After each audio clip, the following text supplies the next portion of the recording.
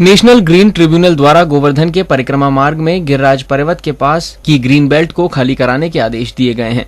NGT के इस आदेश से यहां बने करीब 8,000 मकानों में रहने वाले लोगों में डर का माहौल बना हुआ है। गोवर्धन की परिक्रमा 21 किलोमीटर में फैली हुई है, जिसमें गिरिराज पर्वत और परिक्रमा के बीच बसी आबादी को अवैध माना जा रहा है, जिसके कारण सभी मकानों को हटाने के निर्देश दिए गए हैं। एनजीटी के अनुसार परिक्रमा मार्ग से गिरिराज पर्वत स्पष्ट दिखाई देना चाहिए। परिक्रमा और पर्वत के बीच आने वाले सभी अतिक्रमण को हटाया जाए। एनजीटी में 21 फरवरी को अग्रिम सुनवाई होनी है, जिसमें जवाब दाखिल करने के उद्देश्य से जिलाधिकारी नितिन बंसल ने वन विभाग, विकास प्राधिकरण सहित अन्य विभागों के अधिकारियों के साथ परिक्रमा मार्ग का दौरा किया और गाँव की आबादी की स्थिति जानी।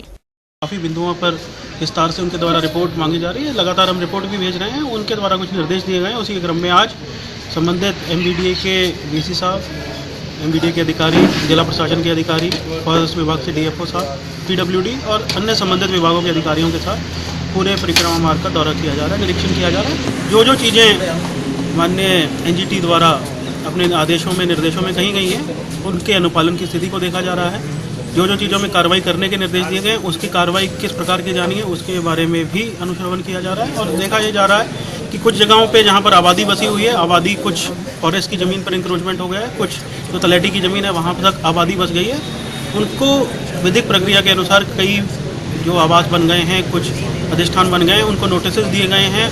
उनके खिलाफ कार्रवाई पहले से चल रही है। कुछ ऐसी जगहें हैं जिनको अभी तक नोटिस नहीं दिए गए, उनको चिन्हित करके नोटिस देने की विधिक प्रक्रिया की जाएगी।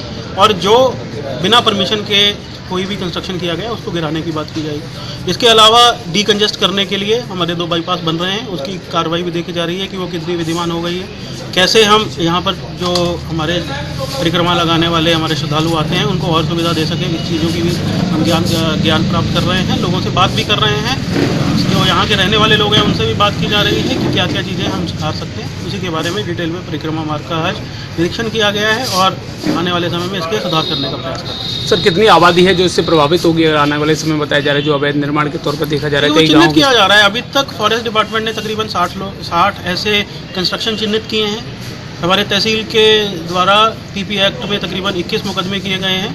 मथुरा वृंदावन विकास प्राधिकरण द्वारा भी तकरीबन 20 से 25 ऐसे निर्माण चिन्हित किए गए हैं जो अनऑथराइज्ड हैं। उन सभी को नोटिस दिए गए हैं, उनके खिलाफ विधिक कार्रवाई की जा रही है। अब सर्वे का काम हमारा जारी है। तहसील प्रशासन, एमबीडीए और फॉरेस्ट विभाग की टीम लगी हुई है, वो सर्वे कर रही है लगातार। जो भी ऐसे निर्माण पाए जाएंगे जो अवैध हैं, जो अनधिकृत रूप से बन गए हैं, जिनका नक्शा नहीं पास है, उन सब के विरुद्ध विधिक कार्रवाई की जाएगी। सर, ग्रीन बेल्ट के दायरा कितनी दूरी तक आ रहा है जो गाँव में पुरानी आबादी बसी हुई? देखिए, हर जगह अलग अलग स्थिति है। कहीं जगह पर गिरिराज महाराज के नाम पर काफ़ी मात्रा में ज़मीन है, जो जरीब तक की ज़मीन है। कई जगह पर कम है उसका दायरा, कई जगह पर रिजर्व फॉरेस्ट कम जगह पे डिक्लेयर्ड है, कई जगह पे जा रहा है। हमारे जो गांव हैं, जो गोरवा गांव है, जतिपुरा है, अन्यौर है, उधर आबादी का क्षेत्र है जो लगा हुआ है, सटा हुआ है, पर्वत से सटा हुआ है।